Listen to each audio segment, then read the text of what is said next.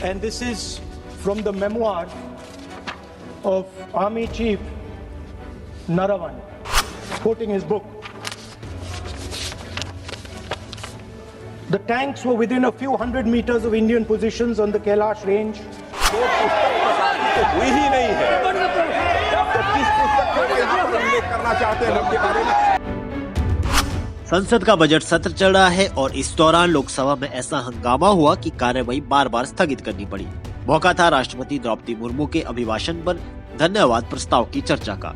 इस बहस में विपक्ष की ओर से नेता प्रतिपक्ष राहुल गांधी प्रमुख वक्ता थे, लेकिन उनका भाषण एक अप्रकाशित किताब के जिक्र के कारण बड़े राजनीतिक विवाद में बदल गया। राहुल गांधी ने अपने भाषण की शुरुआत बीजेपी सांसद तेजस्वी सूर्या के उस आरोप के जवाब से की जिसमें कांग्रेस पर राष्ट्रवाद और देशभक्ति को लेकर सवाल उठाए गए थे। इसी क्रम में राहुल गांधी ने चीन के साथ भारत के सीमा विवाद, खासकर 2017 के डोकलाम स्टैंड ऑफ और 2020 के पूर्वी लद्दाख संकट का जिक्र किया। उन्होंने कहा कि देश को ये जानना जरूरी है कि असल में देशभक्ति क्या है और कौन इसके लिए सच में खड़ा है। इसके बाद राहुल गांधी ने पूर्व थल सेना प्रमुख जनरल मनोज मुकुंद नरवणे की एक अप्रकाशित किताब 4 स्टार्स ऑफ डेस्टिनी का हवाला दिया। राहुल गांधी ने दावा किया कि इस किताब में लिखा है कि 2020 के दौरान चीनी टैंक भारतीय क्षेत्र में करीब 100 मीटर तक घुस आए थे, खासकर कैलाश रेंज इलाके में।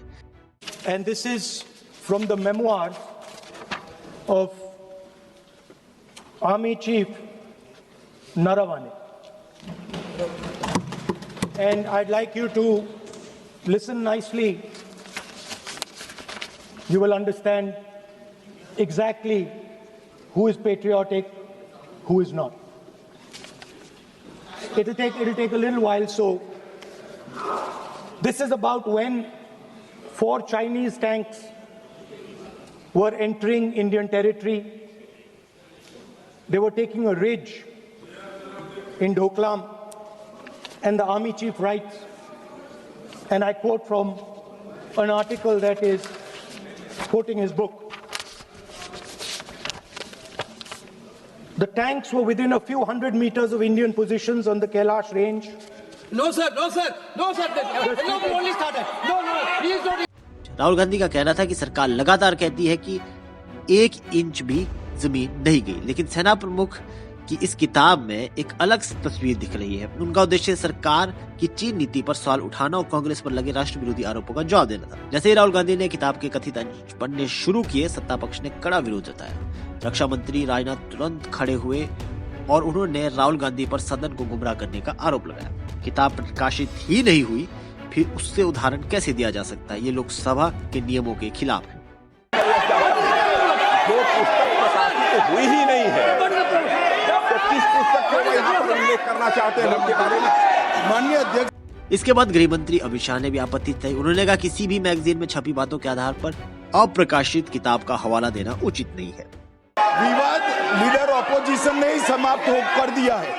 वो स्वयं कह रहे हैं कि पुस्तक प्रकाशित नहीं हुई। उन्हें स्वयं स्वीकार किया कि पुस्तक प्रकाशित नहीं हुई है। अब जो पुस्तक प्रकाशित नहीं हुई है, इसका जिक्र सदन में कैसे हो सकता है? और प्रकाशित हो तो भी नहीं कर सकते, मगर प्रकाशित ही नहीं हुई है। हाँ, ऐसे प्रकाशित कोई भी किताब प्रकाशित, कोई भी मेल पर, कोई भी चीज पर चर्चा कैसे हो सकती है यहाँ सदन में?